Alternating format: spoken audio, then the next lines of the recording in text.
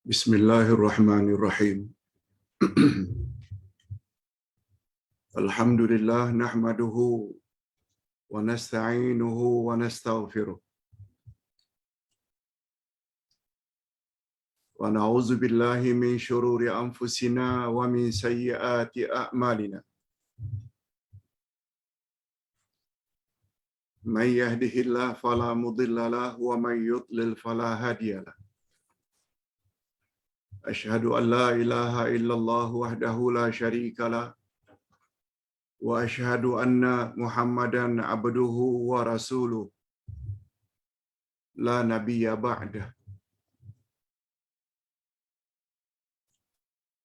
Allahumma salli wa sallim ala nabiyyina Muhammad wa ala alihi wa sahbihi ajma'in, amma ba'd.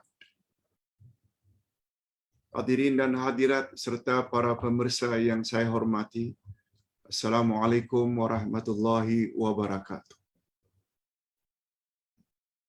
Alhamdulillah, kita bersyukur kehadirat Allah Azza wa Jalla yang telah memberi kita taufik dan hidayahnya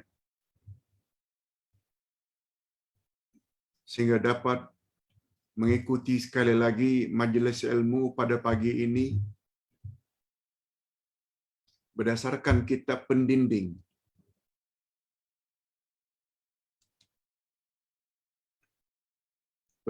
rumah pengantin dan bayi dari gangguan syaitan.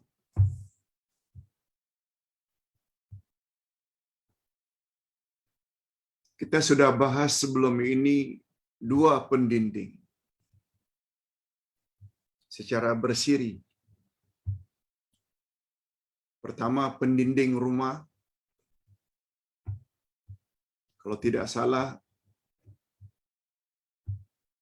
kita telah lalui 3 atau 4 siri.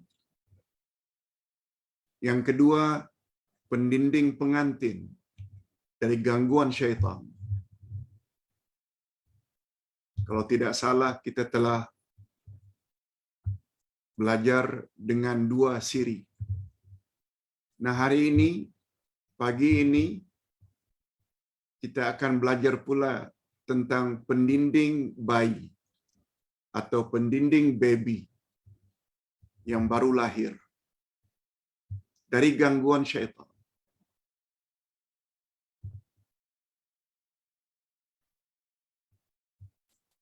Untuk mendinding baby dari gangguan syaitan ada 7 caranya menurut pandangan Islam.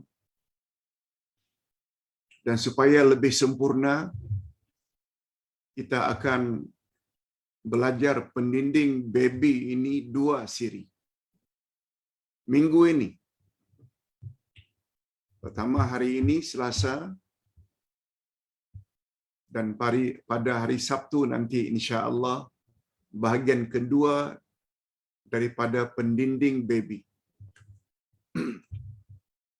InsyaAllah minggu hadapan kita akan gunakan buku lain. Okey. Kita langsung masuk kepada mukaddimah. Pengenalan dulu tentang pendinding baby. Apakah baby perlu kita lindungi, Pak Ustaz? Dengan beberapa cara. Mudah-mudahan dengan izin Allah, baby kita tidak diganggu oleh syaitan. Kita baca, lihat muka surat 105. Menurut pandangan Islam, anak adalah aset yang sangat mahal harganya. Aset dengan makna modal. Harta yang kita miliki. Memiliki anak merupakan aset atau modal yang sangat tinggi nilainya, mengatasi segala-galanya. Nilai seorang anak yang saleh bagi ibu bapa Muslim melebihi nilai semua harta kekayaan yang lain. Sebab anak-anak yang saleh dapat menolong mak bapa di saat harta dan segala-galanya tidak boleh tolong.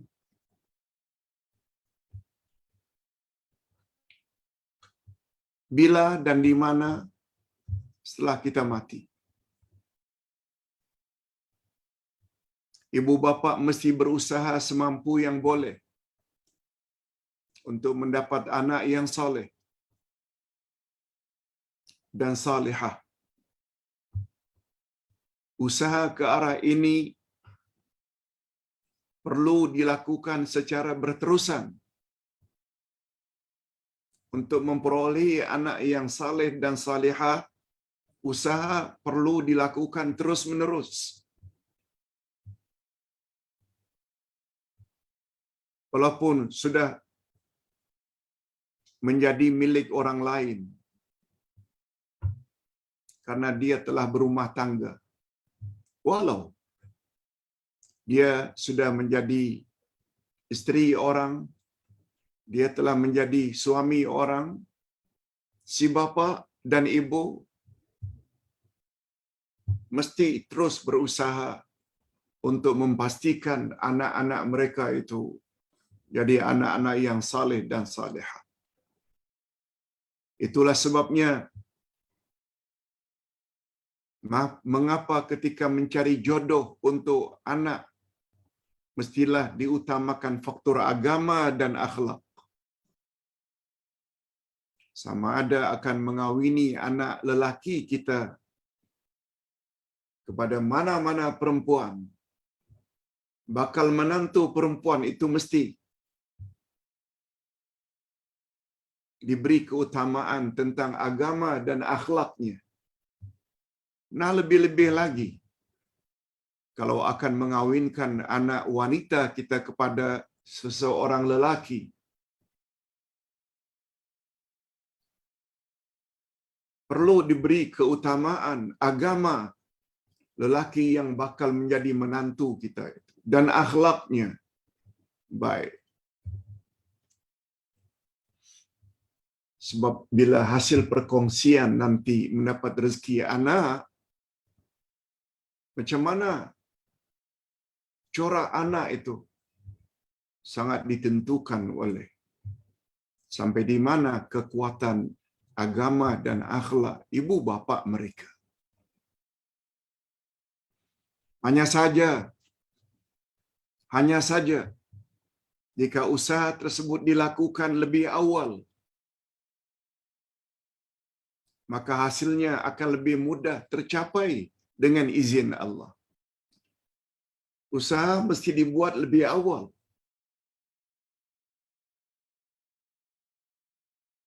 Mendidik anak bukan bermula sejak mereka berumur 7 tahun. Kan? Karena akan masuk sekolah rendah atau sekolah dasar, sekolah kebangsaan.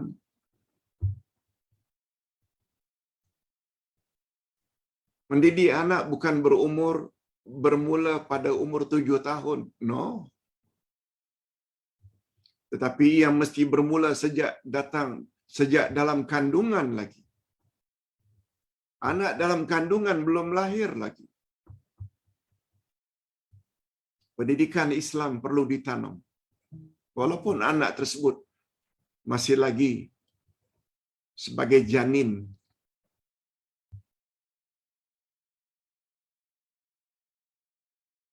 Malahan menurut pandangan Islam, pendidikan anak-anak sangat erat hubungannya dengan pemilihan jodoh lagi.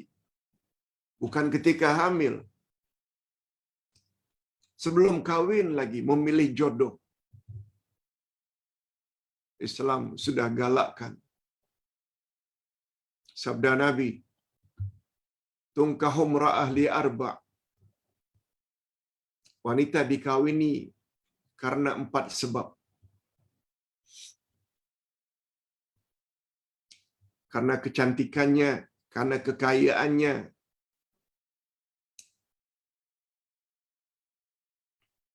dan karena keturunannya dan karena agamanya. Fazfar bidzatid din taribat yadak. Utamakan faktor agama, pasti kamu akan menang. Pasti kamu akan berjaya. Wanita dikawini atas 4 sebab. Karena kecantikannya, karena hartanya, karena keturunannya, dan karena agamanya. Nah, dari yang 4 ini utamakan faktor agama. Kalau itu yang kamu utamakan, pasti kamu akan berjaya. Kata Nabi. Bukan untuk anak perempuan saja, anak laki-laki juga macam itu. Sabda Nabi, apabila datang kepadamu seorang lelaki yang ingin meminang anak di bawah kewalianmu, jika yang datang meminang anakmu atau cucumu atau adikmu itu, atau ponakanmu itu, ternyata yang datang itu baik agamanya dan baik akhlaknya, terimalah pinangannya. Sebab bila kamu tolak pinangan laki-laki yang baik agama dan akhlaknya, akan terjadilah fitnah yang berkepanjangan. Jadi dari kedua-dua sisi, nak mencari menantu lelaki ke menantu perempuan, pastikan menantu itu baik agama dan akhlaknya. Bukan handsome-nya, bukan kayanya, bukan dia anak orang-orang kenamaan. No. Agama dan akhlak. Itu maksudnya. Matlamatnya bila nanti mereka dapat anak, anak tersebut akan mereka bimbing dan didik agar menjadi anak yang saleh dan salihah.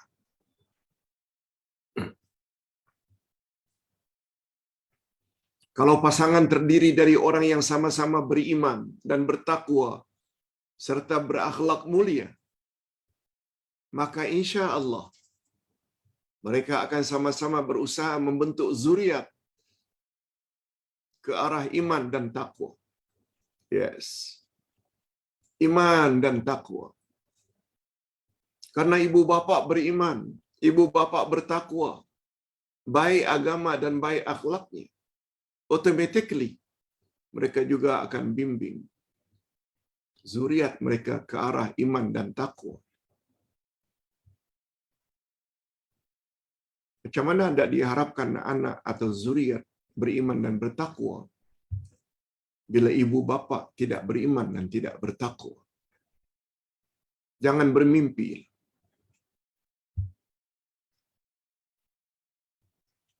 Sebab kaedah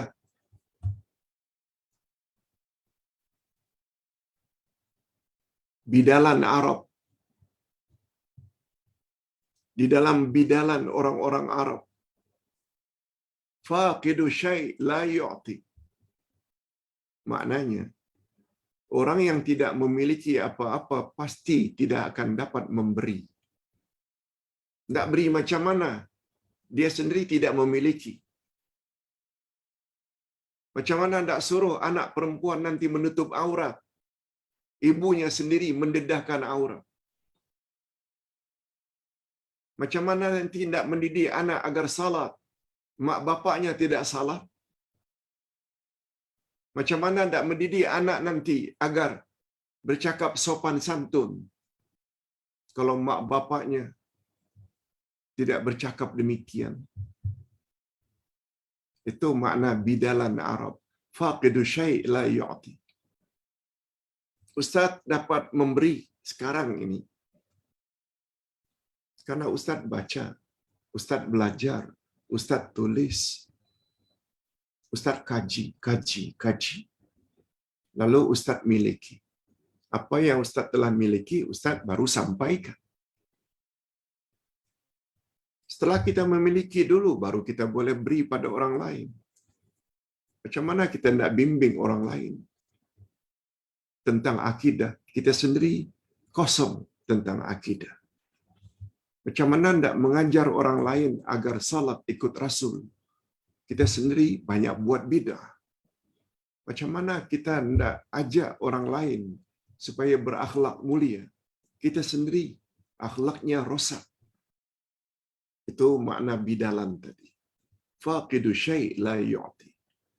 Orang yang tidak memiliki apa-apa, dia pasti tidak akan dapat memberi. Itu falsafahnya. Panduan yang ingin saya sampaikan di sini, ini maksudnya yang Uday akan sampaikan dalam ceramah ini, bukan menjurus kepada cara mendidik anak, bukan. Itu ada bahagian tersendiri. Tetapi lebih tertumpu kepada amalan-amalan yang perlu dilakukan oleh ibu bapa jika mereka mendapat cahaya mata. Yes, kita fokus itu saja. Bukan cara mendidik. Tapi yang Ustaz maksudkan pendinding bayi dari gangguan syaitan, yaitu bila bayi baru lahir, apa yang patut kita lakukan? Ada 7 perkara. Nabi Muhammad sallallahu alaihi wasallam telah membuat beberapa panduan tentang apa yang patut dilakukan oleh ibu bapa ketika anak mereka baru dilahirkan. Semoga dengan mengikuti sunnah Nabi sallallahu alaihi wasallam sejak dilahirkan lagi, kita ikuti sunnah Nabi, kelak anak tersebut akan menjadi anak yang saleh dan salihah insya-Allah. Apa dia perkara-perkara yang perlu dilakukan ketika baby baru lahir? Yang pertama, ucap tahniah, bisyarah ketika melahirkan anak. Nanti kita akan jelaskan apa makna tahniah, apa makna bisyarah. Yang kedua, ta'zin dan iqamah pada baby yang baru lahir. Maksudnya kita azankan, kita bang di telinga baby dan qamat. Yang ketiga, tahnik, iaitu belah mulut. Yang keempat, tahlik, iaitu cukur rambut baby. Yang kelima, pemberian nama tasmiyah. Nama-nama yang elok-elok. Yang keenam, khitan atau khatan, sunat. Sunatan. Dan yang terakhir, akikah. Sembelih kambing sempena kelahiran anak, sama ada lelaki atau perempuan. Okey, itu pada garis besarnya.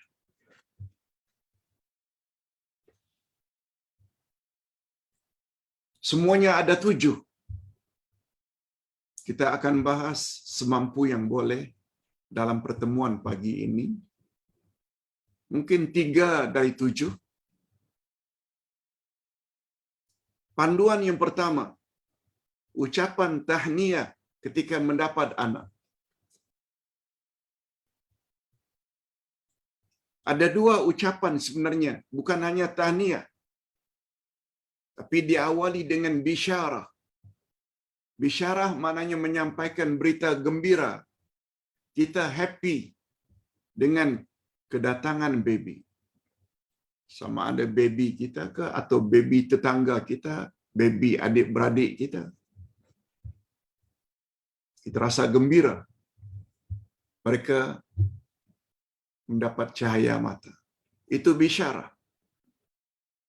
Diikuti dengan tahniah. Tahniah yakni berdoa kepada Allah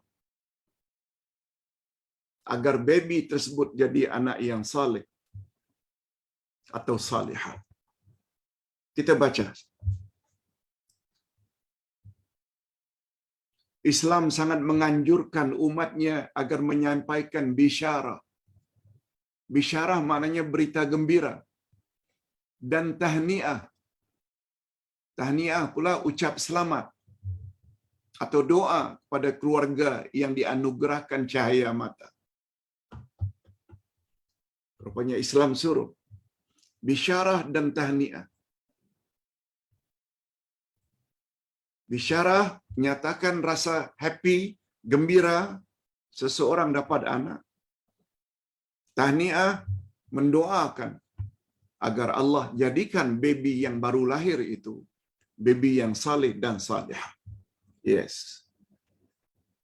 Ucapan tersebut bukan sahaja berperanan menggembirakan hati keluarga berkenaan yang baru dapat cahaya mata, tetapi lebih daripada itu akan menjalin hubungan kasih sayang antara anggota masyarakat.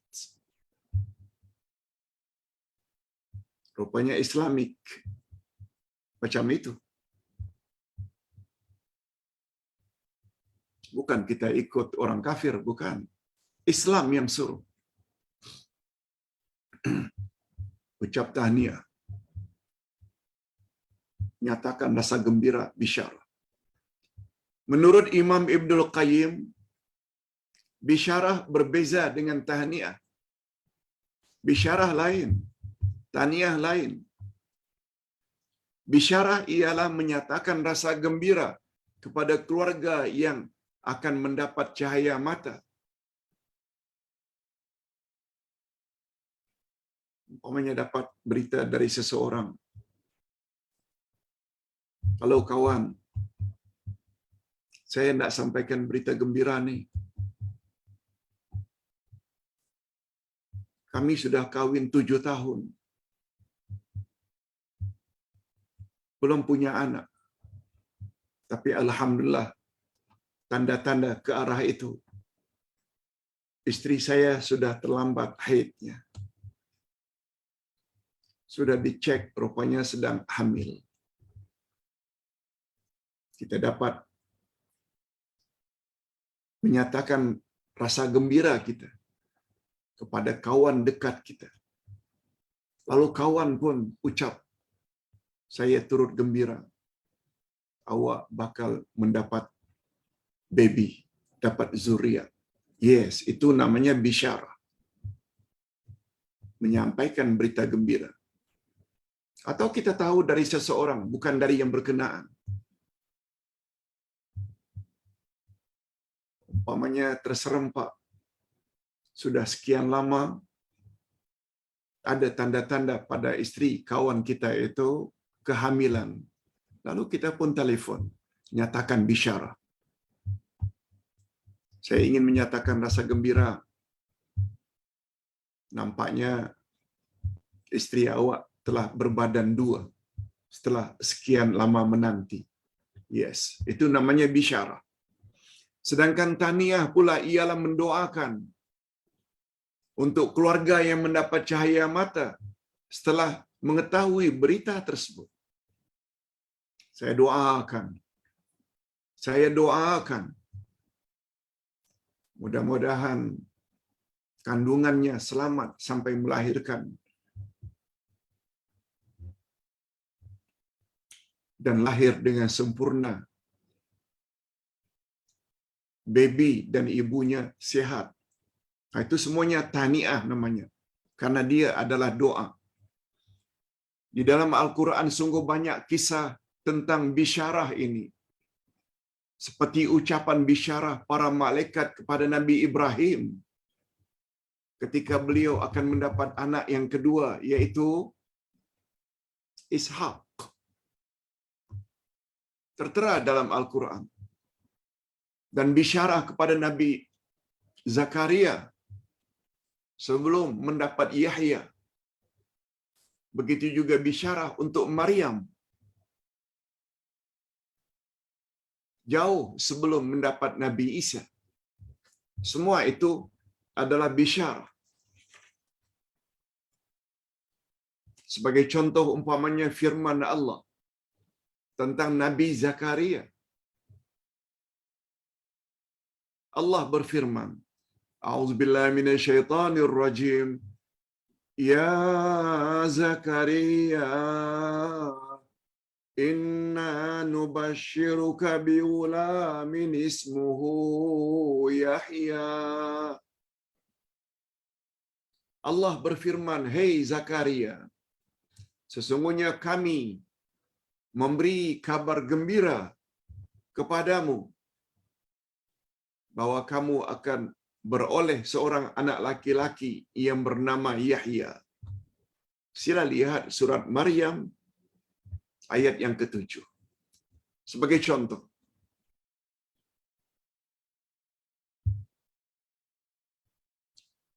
cuma macam mana Pak Ustaz dalam Islam?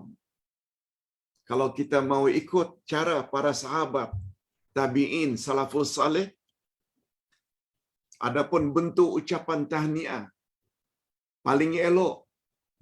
Ini sebab ini paling lengkap sebagaimana yang diajar oleh Hasan Al-Basri, salah seorang sahabat atau lebih tepat tabi'in.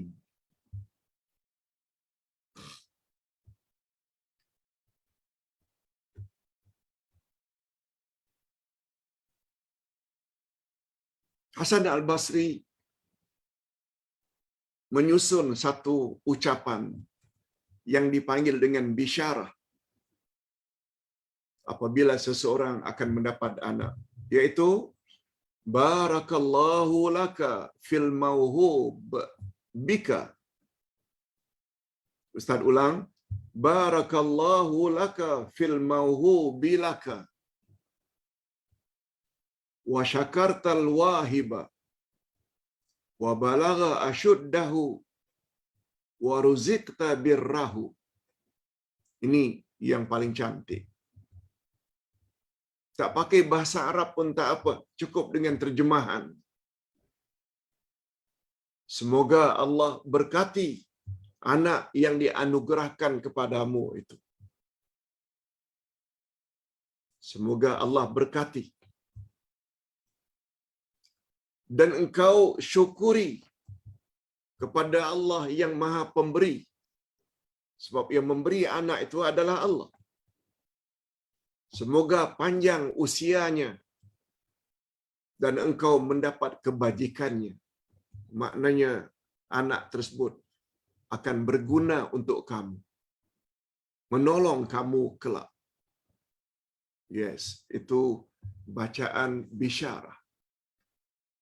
Yang dalam bahasa Arabnya, barakallahu laka fil mauhubi laka wa syakartal wahiba wa balagha ashuddah wa ruziqta birrah.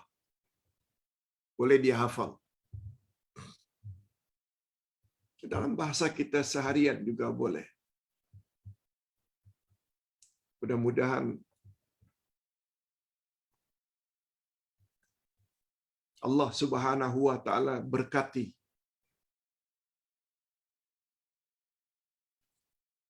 terhadap baby yang Allah anugerahkan kepadamu itu. Berkati. Dan hendaklah kamu syukuri pemberian Allah itu.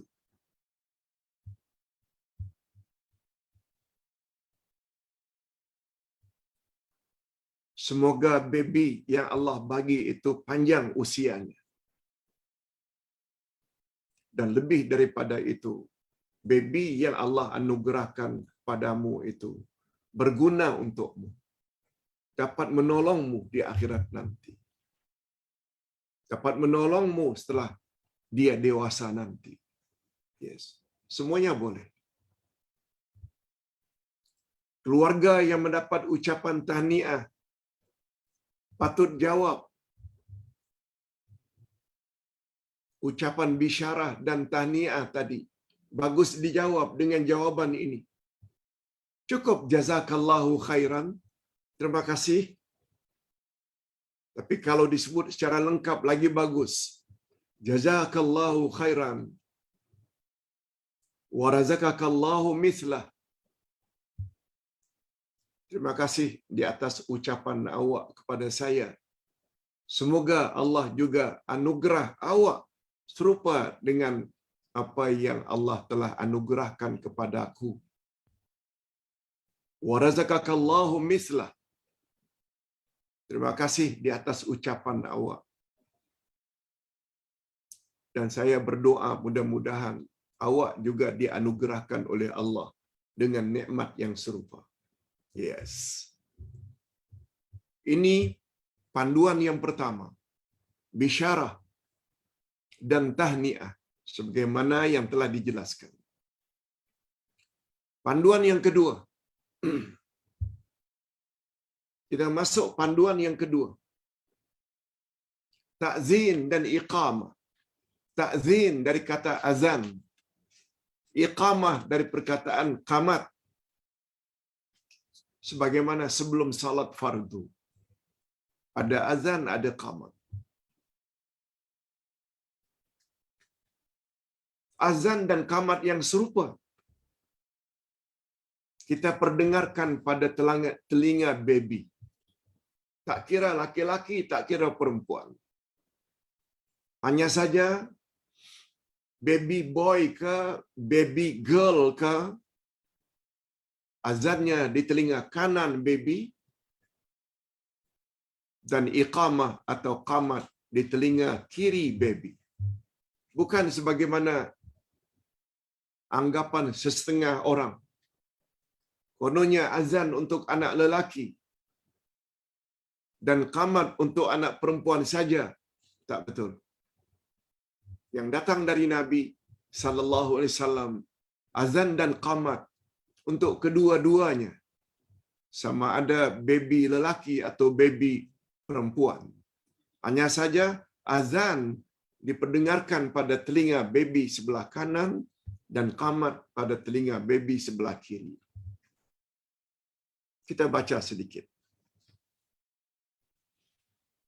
Di antara amalan yang sangat dianjurkan oleh Islam ketika anak baru dilahirkan ialah mengazankan atau ta'zin pada telinga bayi sebelah kanan dan iqamahkan atau qamat pada telinga baby yang kiri. Amalan ini serupa untuk bayi lelaki atau perempuan. Amalan ini sebaiknya dilakukan segera, sesegera mungkin setelah kelahiran baby. Jangan tunggu seminggu, jangan tunggu 3 hari. Begitu lahir saja, setelah dibersihkan, ambil baby, azan dan qamat.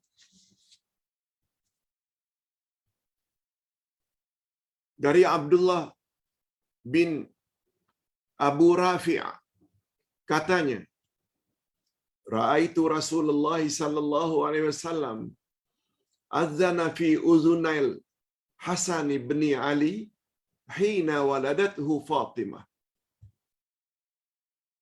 Aku melihat Rasulullah sallallahu alaihi wasallam mengazankan pada telinga Hasan bin Ali ketika dia dilahirkan oleh Fatimah.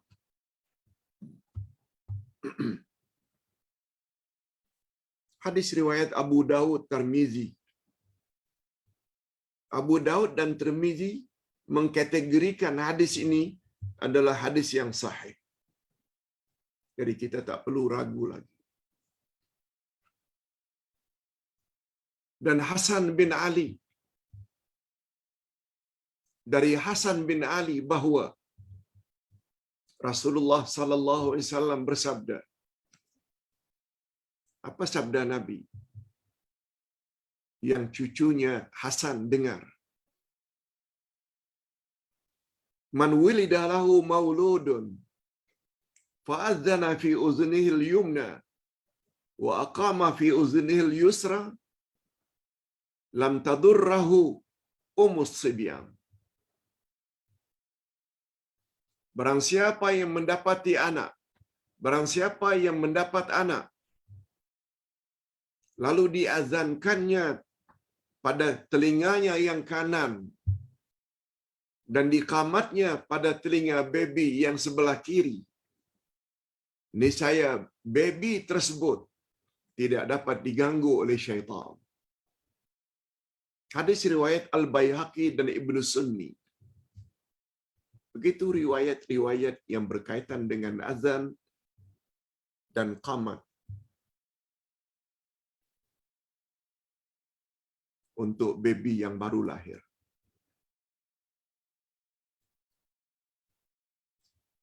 Imam Ibnul Qayyim rahimahullah berkata tentang bab ini di dalam kitabnya yang bernama Tuhfatul Maulud, karangan Imam Ibnul Qayyim. Di antara faedah azan dan qamat pada telinga bayi yang baru lahir ialah, apa dia faedahnya? Apa dia fadilatnya? Yang pertama, supaya mula-mula ucapan yang didengar oleh bayi sejak masuk ke alam dunia ini, bila keluar dari perut ibu kan masuk, maknanya mula masuk di dunia ini. Hendaknya perkataan yang mula-mula dia dengar adalah kalimat tauhid yang mengandungi keagungan Allah, sebagaimana juga ucapan yang serupa diucapkan ketika akan keluar dari alam dunia. Maksudnya, betul tak kita pernah mendengar sabda Nabi? Man kana akhiru kalamihi la ilaha illallah dakhalal jannah. Siapa yang terakhir sekali ucapannya sebelum dia mati, la ilaha illallah, dia layak masuk syurga. Itu maknanya ucapan yang terakhir ketika dia berada di alam dunia. Ini sesuai dengan sabda Nabi. Laqinu mautakum biqauli la ilaha illallah. Ajarlah orang yang akan mati itu dengan kalimat la ilaha illallah. Rupanya kalimat la ilaha illallah tidak hanya perlu ketika kita akan meninggalkan dunia. Malah ketika kita baru saja meninggalkan alam rahim, keluar dari perut ibu, hari pertama memasuki alam dunia, juga diawali dengan la ilaha illallah. Sesuai dengan sabda Nabi. Ustaz tidak tulis di sini. Apa kata Nabi? Iftahu sima'a sibyanikum biqauli la ilaha illallah. Bukakanlah mula-mula pendengaran babymu yang baru lahir dengan kalimat la ilaha illallah. Disinilah rahasianya mengapa kata Nabi. Begitu baru lahir, azankan telinga kanan baby, qamatkan di telinga kiri baby. Betul tak dalam azan dan qamat disebut beberapa kali kalimat la ilaha illallah? Allahu Akbar, Allahu Akbar. Allah Maha Besar, Allah Maha Besar. Dengan harapan mudah-mudahan baby tersebut bila dewasa nanti, hanya Allah saja yang dia besarkan. Bukan yang dia besarkan itu pemimpin. Apalagi pemimpin yang korup. Bukan yang dibesar-besarkan, yang dia jadikan idola itu penyanyi, bintang film. Sebagaimana kebanyakan anak-anak muda hari ini. Itu dia falsafah. Mengapa Allahu Akbar mula-mula diperdengarkan pada telinga baby. Asyhadu an la ilaha illallah. Mudah-mudahan bila dewasa nanti hanya Allah saja yang dia sembah, tidak kepada yang lain. Wa asyhadu anna Muhammadar Rasulullah. Mudah-mudahan setelah dia dewasa nanti, hanya Nabi Muhammad yang dia jadikan sebagai role model, contoh teladan dalam hidupnya. Bukan penyanyi, bukan bintang film, bukan orang kafir yang menjadi idolanya. Begitulah. Hayya 'alas shalah. Mudah-mudahan dia nanti jadi anak yang rajin salat. hayya 'alal falah. Mudah-mudahan dia jadi anak yang berjaya dunia dan akhirat. Yes. Itu dia falsafah azan. Tamat lebih kurang macam itu.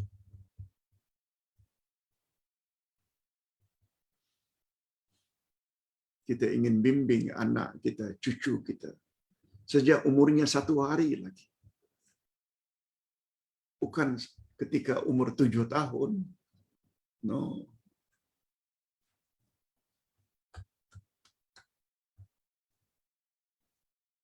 Nampak tak betapa mustahaknya kita tahu ajaran Islam. Itu sebabnya Ustaz bukan hanya menyampaikan, tapi Ustaz tulis. Biar jadi panduan. Supaya Ustaz tidak dituduh mereka-reka sesuka hati. Nah, itu bukan cara Ustaz. Ustaz ingin jadi orang yang profesional dalam membimbing ilmu yang Ustaz miliki. Bukan asal sampai. Kalau sampai satu-satu perkara kita lengkapi ayat Quran dan hadis Nabi. Malah kita tulis lagi. Ustaz tidak suka dengan mana-mana pendakwah dan penceramah. Cakap asal cakap saja. Ayat Quran tak dibawa. Hadis Nabi tidak dibawa. Kalau hadis Nabi dibawa pun tidak dinilai hadis itu sahih ke, dhaif ke, palsu ke. Belajar tidak macam itu. Itu sebabnya Ustaz selalu ulangi. Belajar agama mesti dengan manhaj atau minhaj. Mesti ada kurikulum, mesti ada sistem, mesti ada silabus. Mana yang patut kita dahulukan? Yes. Termasuk macam mana cara hendak mendidik baby dari gangguan syaitan. Kita dah sebut dah. Yang pertama sekali, bila dapat baby, ucap bisyarah, berita gembira. Ucap tahniah. Yang kedua, azan dan qamatkan telinga baby yang baru lahir. Kita dah sebut dah. Nah, kita masuk yang ketiga. Mungkin ini yang terakhir untuk pagi ini. Sebab kita ada beberapa soalan yang perlu kita jawab. Dengar baik-baik. Panduan yang ketiga. Yang pertama tadi bisyarah dan tahniah. Yang kedua ta'zin wa iqamah. Azankan telinga baby sebelah kanan dan qamatkan telinga baby sebelah kiri. Tak kira baby itu baby boy ke atau baby girl. Yang ketiga, tahnik. Tahnik ini dalam bahasa kita belah mulut. Tapi belah mulut menurut Islam. Belah mulut menurut amalan Nabi sallallahu alaihi wasallam.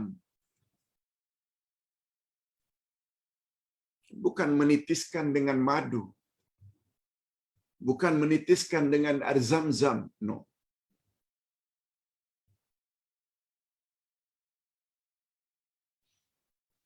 Tapi dengan korma. Dengan korma. Dan ada caranya. Okey, kita baca. Tahnik atau belah mulut. Islam menganjurkan sangat umatnya agar melakukan tahnik untuk anaknya atau cucunya yang baru dilahirkan. Apa makna tahnik? Dan apa pula hikmah di sebalik syariat tahnik? Bagus juga kita tahu. Tahnik berasal dari perkataan al-hanak, hanaka, atau al-hanaku. Al-hanak maknanya gusi bahagian bawah dan gusi bahagian atas. Dalam mulut. Gusi dalam mulut.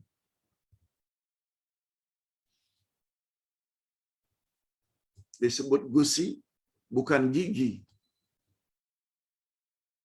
Sebab tidak ada baby yang lahir sudah bergigi. Tapi setiap baby ada gusi di bahagian dalam mulutnya. Jadi seorang yang tahnik, ayah atau atuk punya sebiji kurma.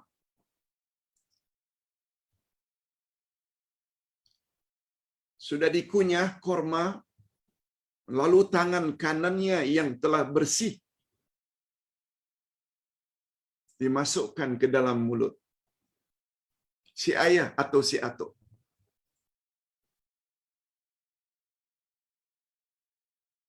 Dalam keadaan telunjuk yang sudah berlumuran dengan manisnya kurma, dikeluarkan, lalu masukkan di mulut baby. Lalu digosokkan ke kiri dan ke kanan secara lembut, gusi bawahnya dan gusi bahagian atasnya beberapa kali. Perbuatan itu namanya tahnik. Kita baca.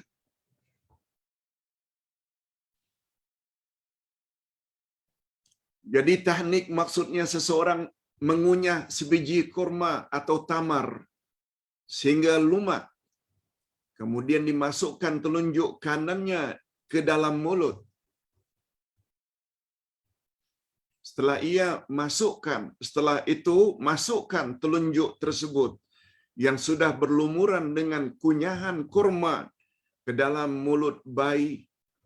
Lalu digosokkannya jari tersebut dengan lembut ke kanan dan ke kiri gusi bayi, bahagian atas dan bahagian bawahnya, sehingga seluruh bahagian dalam mulut bayi berlumuran dengan manisan korma.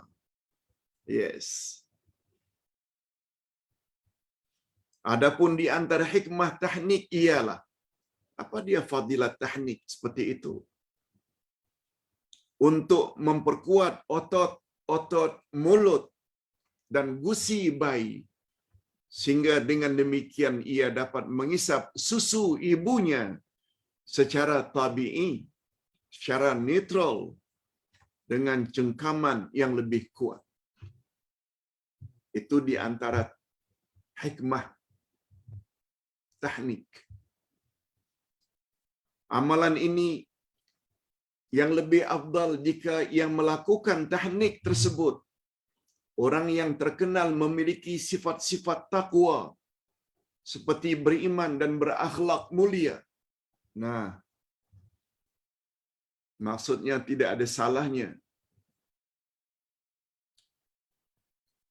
bila si bapa minta tolong mana-mana ustaz yang dia segani, yang relatif baik akidahnya, baik ibadatnya, baik akhlaknya, untuk tolong tahnikkan babynya. Dia wakilkan seorang ustaz yang dia segani. Dengan harapan semoga kelak bayi yang ditahnikkan oleh ustaz berkenaan akan mengikuti jejak langkah ustaz tersebut di kemudian hari. Alhamdulillah, ustaz juga selalu diminta untuk tahnik baby yang sekarang ini ada yang sudah umurnya 20 tahun, 22 tahun, 25 tahun. Maklum, kita sudah 4 tahun berada, 40 tahun berdakwah di Malaysia. Sejak awal-awal lagi sudah ada yang minta tolong tahnik. Bila ditanya, bolehkah Pak Ustaz minta tolong seseorang? Boleh. Sebab banyak dari kalangan sahabat-sahabat Nabi, bila dapat baby, langsung bawa baby tersebut jumpa Nabi Muhammad sallallahu alaihi wasallam, minta agar baginda tolong tahnikkan dan doakan. Sehingga ada satu riwayat, Abu Sulaim baru dapat anak, lalu dibawanya anaknya ini jumpa Nabi minta tolong ditahnikkan. Lalu Nabi tahnik seperti yang kita jelaskan tadi. Nabi kunyah korma. Setelah lumat, Nabi masukkan telunjuknya. Kemudian Nabi gosokkan. Kemudian Nabi doakan baby tersebut. Dalam riwayat dikatakan, anak Abu Sulaim yang ditahnik dan didoakan oleh Nabi itu, 7 keturunan semuanya hafal Al-Quran. Allahu Akbar. Allahu Akbar. Nikmat. Berkat tahnik Rasulullah sallallahu alaihi wasallam.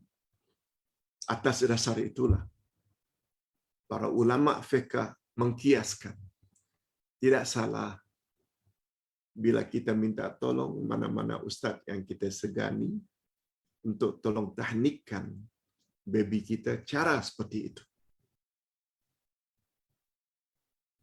Alhamdulillah. Sungguh banyak dalil yang menyatakan tentang anjuran tahnik ini. Antaranya sebagaimana yang tercantum di dalam hadis-hadis di bawah ini. Hadis Abu Burdah daripada Abu Musa katanya, "Wulida li ghulamun fa ataitu bihi an-nabiyya sallallahu alaihi wasallam fasammahu Ibrahim wa hannakahu bitamratin wa da'a lahu bil barakah wa dafa'ahu ilayya."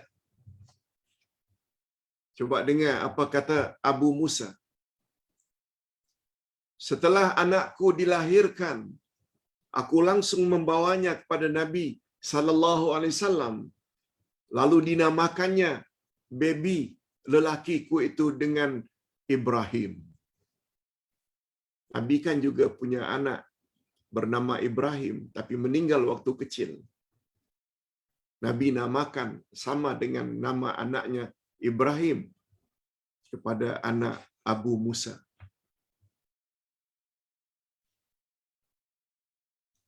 Dan ditahnikkannya. Lalu Nabi buat tahnik. Kunyah korma, Nabi masukkan telunjuk kanannya, kemudian ditahnik baby atau Ibrahim dengan sebiji tamar atau korma, lalu didoakannya dengan keberkatan. Supaya baby itu diberkati oleh Allah.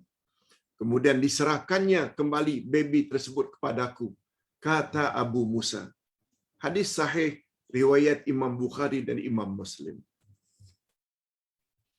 Allahu Akbar. Ini baru 3.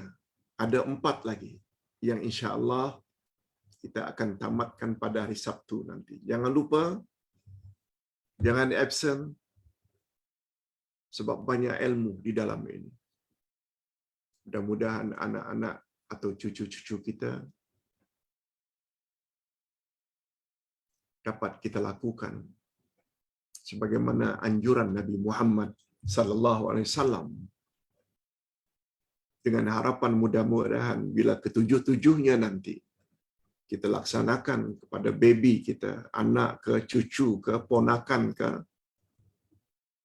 bila mereka dewasa nanti mereka akan jadi pejuang sunnah Nabi sallallahu alaihi wasallam, sebab sejak dari kecil lagi sudah ikut sunnah Nabi. Nah, bapak-bapak dan ibu-ibu, berikut ini Ustaz akan jawab beberapa pertanyaan yang Ustaz termampu. Ada 3 pertanyaan. Minta maaf, Ustaz lihat ada pertanyaan tadi, tapi sudah dekat sangat. Terlalu lambat. InsyaAllah Ustaz tangguhkan soalan itu untuk esok hari. Sebab Ustaz sudah tulis 3 soalan.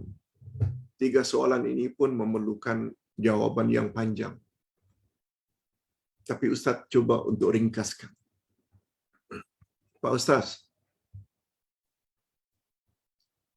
ada orang mendakwa dia mendapat ilmu laduni. Ada orang mendakwa dia mendapat ilmu laduni. Apa itu ilmu laduni, Pak Ustaz? Betulkah ia khas milik Nabi saja?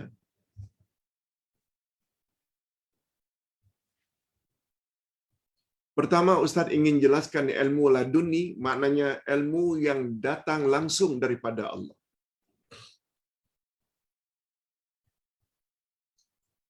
Ladun itu maknanya sisi. Yang dimaksudkannya ilmu yang datang dari sisi Allah.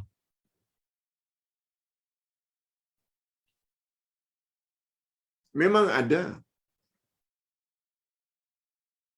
Sebagaimana kata-kata para sahabat.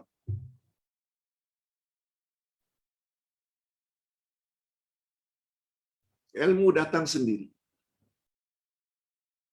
Anugerah ilahi. Tapi syaratnya. Tapi dengan syarat. Ini pandangan salafus saleh. Apa syaratnya, Pak Ustaz? Siapa yang mengamalkan apa yang dia sudah tahu, niscaya Allah akan beritahu dia apa yang dia belum tahu. Apa ini Pak Ustaz? Tahu.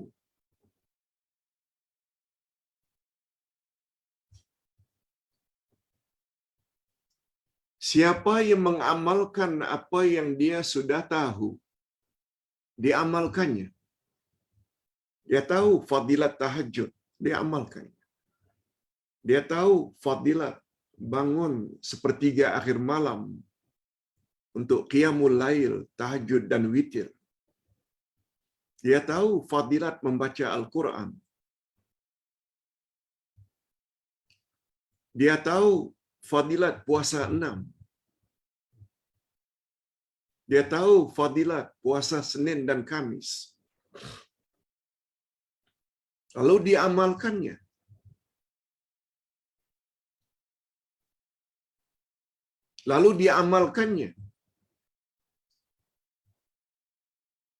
Untuk orang tersebut yang mengamalkan apa yang dia sudah tahu, Allah akan beritahu dia apa yang dia belum tahu.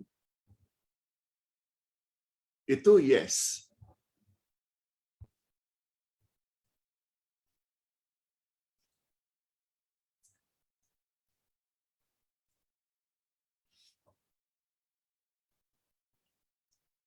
Tapi sungguh banyak orang yang banyak perkara yang dia tahu, tapi dia tidak amalkan.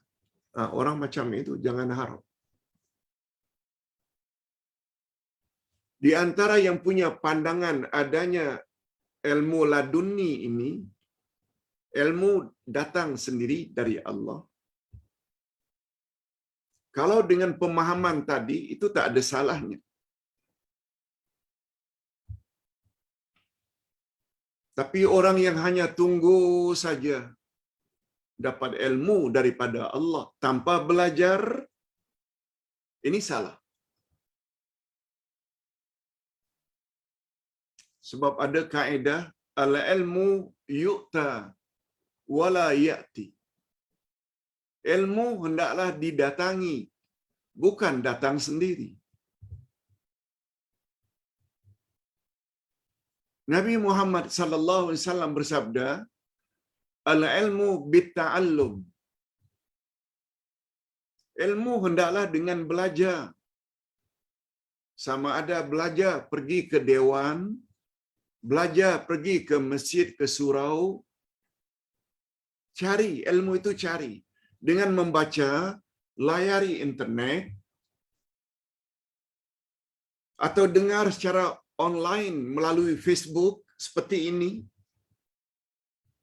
atau tak sempat kita buka YouTube, ceramah ustaz ini, ceramah ustaz itu kita dengar, itu maknanya ilmu hendaklah dengan belajar.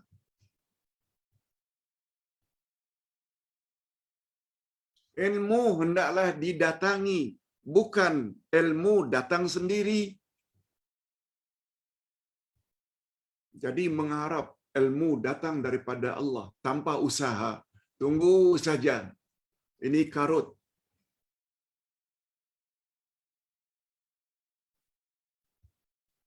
Lain halnya para nabi.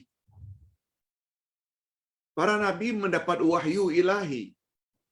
Sebagaimana firman Allah pada ayat 3 dan 4 dari surat An-Najmi, "Wa ma yantiqu 'anil hawa in huwa illa wahyu yuha." Tidaklah nabi bercakap berdasarkan hawa nafsunya, tapi percakapan nabi itu berdasarkan wahyu. Ayat 110, ayat terakhir dari surat Al-Kahfi. Qul innama ana basyarum mislukum yuha ilayya annama ilahukum ilahu wahid. Katakan hai Muhammad kepada umatmu, aku adalah manusia biasa seperti kamu. Hanya saja kepadaku diturunkan wahyu. Dan Tuhanmu adalah Tuhan yang Maha Esa. Nabi lain. Nabi diajar oleh Allah. Malah Nabi Muhammad malah tidak dapat membaca, tidak dapat menulis. Allah yang ajar. Itu special untuk Nabi.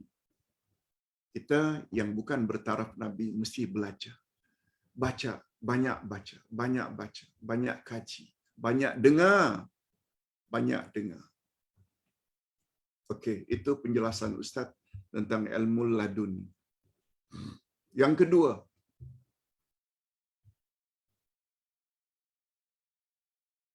seorang ibu tunggal dan ada kelebihan keuangan. Ada ibu tunggal, maknanya sudah pisah, mungkin tak pasti, pisah mati atau pisah hidup. Cuma dari sudut keuangan dia banyak duit. Dia hidup keseorangan. Lalu ibu tunggal tersebut bercadang akan pergi ke Mekah selama 1 tahun untuk belajar bahasa Arab dan beribadat di Masjidil Haram. Kalau perlu berpuasa di sana dalam 1 tahun itu, ada sebulan Ramadan. Tapi dia tidak punya mahram. Pemergiannya didampingi oleh 2 orang kenalan yang dapat dipercayai. 2 kawan wanitanya.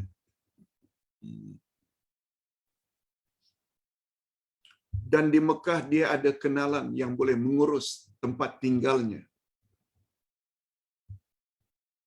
Persoalannya Pak Ustaz, dia ibu tunggal, tidak ada tanggungan, duit pula banyak. Bercadang ingin tinggal di Mekah selama 1 tahun. Matlamatnya supaya beribadat banyak dalam Masjidil Haram, dapat berpuasa dalam bulan Ramadan. Di samping itu juga ingin belajar bahasa Arab. Pemergiannya diikuti 2 orang wanita yang dipercayai untuk mendapat belajar bahasa Arab, tempat tinggal di sana, ada yang mengurus. Boleh tak Pak Ustaz? Hadirin dan hadirat, tentang pemergian jauh mesti ada mahram, semua kita tahu. Cuma para ulama berbeza pendapat apakah boleh mahram itu bila terdiri dari beberapa orang wanita yang dipercayai. Malah ada pendapat yang mengatakan apabila perjalanan itu aman, tidak menimbulkan fitnah, apalagi ada tujuan untuk umrah ke atau haji ke, ada pendapat yang mengatakan boleh. Jadi Ustaz cenderung berpendapat terhadap pertanyaan yang ciri-cirinya seperti itu. Dia ada mahram, tapi dari kalangan dua wanita yang dipercayai. Selama di Mekah, ada orang yang dapat dipercayai untuk mendapatkan tempat tinggal. Ustaz cenderung hukumnya boleh. Bagaimana pandangan Dr. Yusuf Al-Qaradawi di dalam salah satu kitabnya. Apalagi dengan tujuan untuk belajar bahasa Arab.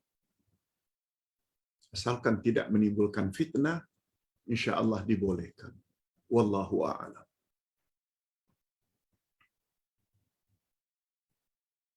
Yang ketiga, yang terakhir.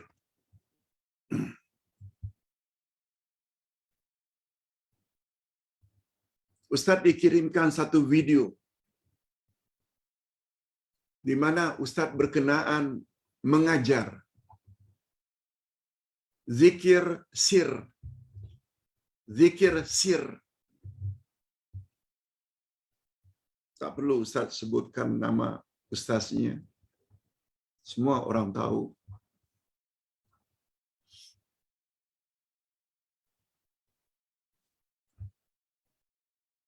Yang mustahak, ciri-ciri zikir sir yang dimaksudkan. Habis salat subuh,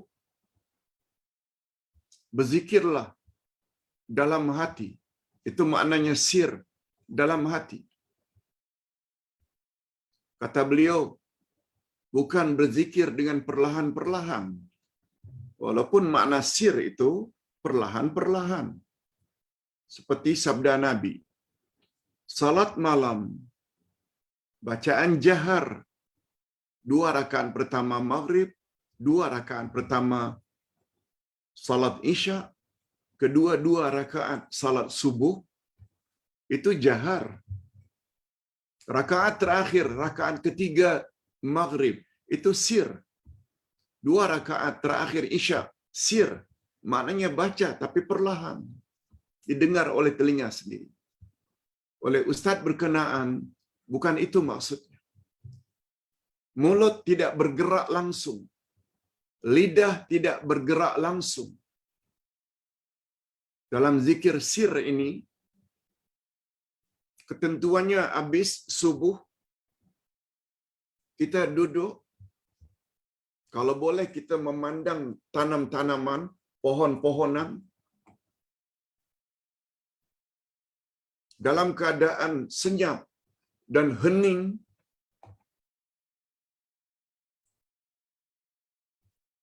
mulut jangan dibuka, lidah menongkat ke langit-langit,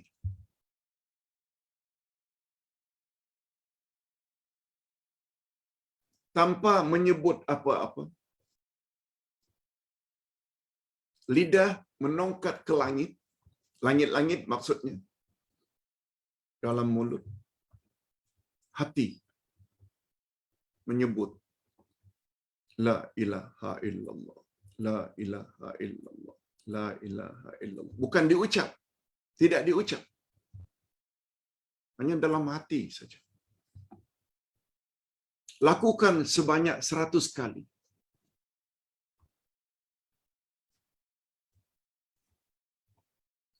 jika kita amalkan, kita tidak akan diganggu oleh syaitan pada akhir hayat kita ketika naza'. Kononnya itu fadilatnya. Ustaz ditanya, apa pandangan Pak Ustaz terhadap amalan seperti ini? Ini jawabannya. Walaupun sebenarnya Ustaz sudah beri panduan. Malah Ustaz tulis lagi sebuah kitab yang Ustaz namakan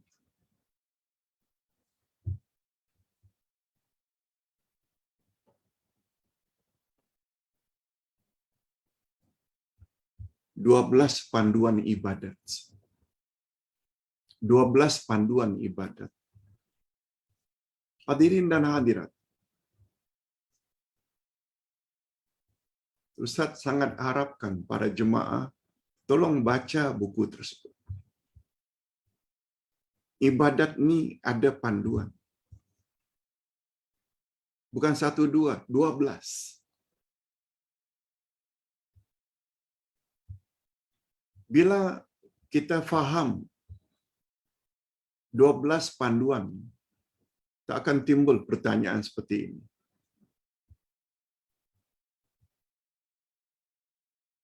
Tapi tak mengapa, Ustaz akan jawab. Jangan bimbang. Untuk mendapat pencerahan. Pertama sekali Ustaz ingin sebutkan, zikir itu ibadat.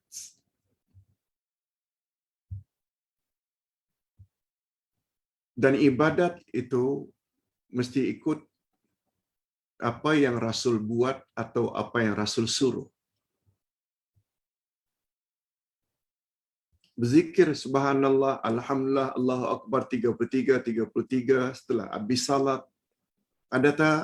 Ada. Amalkan. Zikir yang sama, subhanallah, alhamdulillah, Allahu Akbar 33 sebelum tidur. Dia dapat menguatkan jasmani awak. Ada dalil tak? Ada.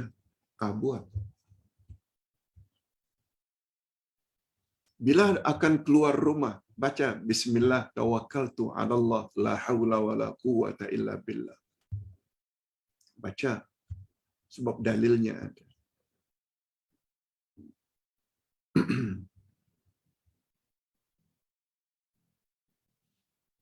Bila kita akan makan, baca bismillah. Ada.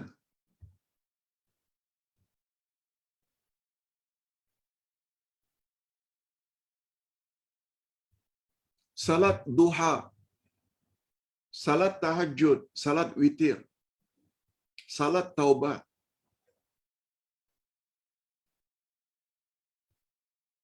Nabi ada buat tak? Atau Nabi pernah tak anjurkan? Ada. Nah, buat. Qabliyah, ba'diyah. Yang dipanggil dengan salat sunat rawatib. Ada tak? Ada. Buat. Kalau zikir ni termasuk ke dalam ibadat. Ibadat mestilah ada yang Nabi buat atau paling kurang Nabi suruh. Zikir sir seperti ini dengan menongkat lidah ke langit-langit. Dalam hati saja. La ilaha illallah. La ilaha illallah. Jangan diganggu. Kalau ada yang mengganggu, awak kena mula lagi dari awal. Fadilatnya ini dan itu. Semua itu perkara ghaib. Tidak ada satu hadis pun dibawa. Sepintas lalu, ajaran itu mengarut. Tidak datang dari Nabi sallallahu alaihi wasallam.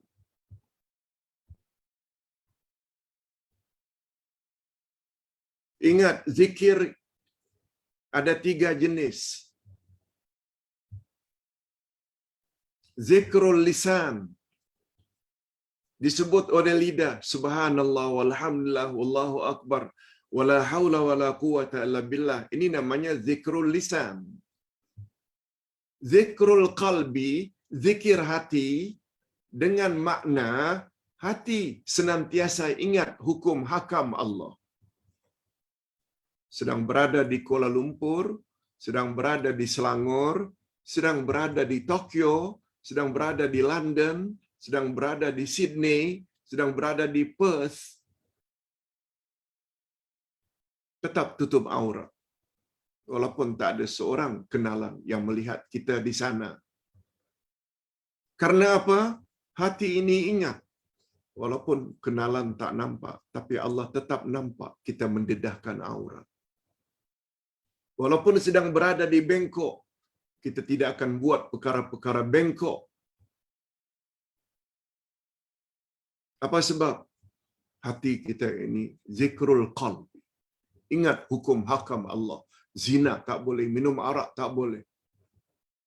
Di mana saja kita berada, kita tetap mendirikan salat bila tiba waktunya.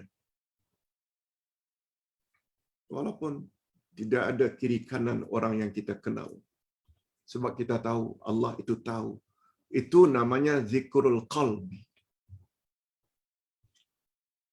Yang ketiga namanya zikrul amal. Kita attend kelas, ini amal kita. Kita berdakwah, ini amal kita. Kita salat, kita puasa, kita zakat, kita haji, kita umrah, kita tawaf. Itu semuanya amal kita. Kita mencari rezeki untuk menyara anak isteri dengan income yang halal. Lagi diberkati Allah. Itu semuanya zikrul amal. Kalau kita menjadi pedagang kedai runcit, kita tidak akan main timbangan. Sebab kita tahu, apa yang kita buat, Allah tahu. Kemanapun kita berada, ketika berada di khalayak ramai, tetap akan menutup aurat. Itu namanya zikrul amal. Tak ada yang zikir hati, yang dengan menongkat lidah ke langit-langit, lalu ingat la ilaha illallah, lalu fadilatnya ini. Jawaban dari ustaz, semua itu tidak ada dalil dari Nabi sallallahu alaihi wasallam. Tolong abaikan pandangan seperti itu. Ustaz kira cukup sampai di sini dulu. Kalau ada pertanyaan yang datang terlambat tadi, kita akan bawa esok insya-Allah. Dan kita akhiri dengan doa. Alhamdulillahirabbil alamin. Wassalatu wassalamu ala asyrafil anbiya'i wal mursalin wa ala alihi wa sahbihi ajma'in. Rabbana ighfir lana dzunubana wa liwalidina warhamhum kama rabbawna shighara. Rabbana hab lana min azwajina wa dzurriyyatina qurrata a'yun waj'alna lil muttaqina imama. Ya Allah, ampunkanlah dosa kami dan dosa kedua ibu bapa kami, dan cucurilah mereka rahmat-Mu ya Allah, sebagaimana mereka telah didik kami sejak dari kecil. Ya Allah, berilah kami pasangan hidup dan zuriat keturunan yang menyedapkan pandangan mata dan hati kami, dan jadikanlah kami pemimpin bagi orang-orang yang bertakwa. Rabbana afrigh alaina sabra wasabbit aqdamana wansurna 'alal qaumil kafirin. Ya Allah, anugerahkanlah kepada kami kesabaran yang mendalam, dan tetapkanlah pendirian kami di atas kebenaran, dan bantulah kami untuk mengalahkan orang-orang kafir birahmatika ya arhamar rahimin. Allahumma khtim lana bihusnil khatimah wa la takhtim alaina bisu'il khatimah. Ya Allah, berilah kami akhir yang baik, akhir dalam iman dan akhir dalam amal saleh, dan bukan sebaliknya. Lindungi kami daripada su'ul khatimah. Allahumma arinal haqqa haqqan warzuqna ittiba'ahu wa arinal batila batila warzuqna ijtinabah. Ya Allah, perlihatkanlah kepada kami kebenaran akan kebenarannya, dan beri kami kekuatan untuk melaksanakan kebenaran itu sebagaimana semestinya. Sebaliknya, perlihatkan jugalah kepada kami kesalahan atau kebatilan itu akan kebatilannya, dan berilah kami kekuatan untuk menjauhkan diri dari kebatilan dan kesalahan itu sejauh-jauhnya. Wa sallallahu ala nabiyyina Muhammad wa ala alihi wa sahbihi ajma'in. Subhana rabbika rabbil izzati amma yasifun. Wa salamun alal mursalin. Walhamdulillah rabbil alamin. Subhanakallahumma wa bihamdik asyhadu an la ilaha illa anta astaghfiruka wa atubu ilaik. Wassalamualaikum warahmatullahi wabarakatuh.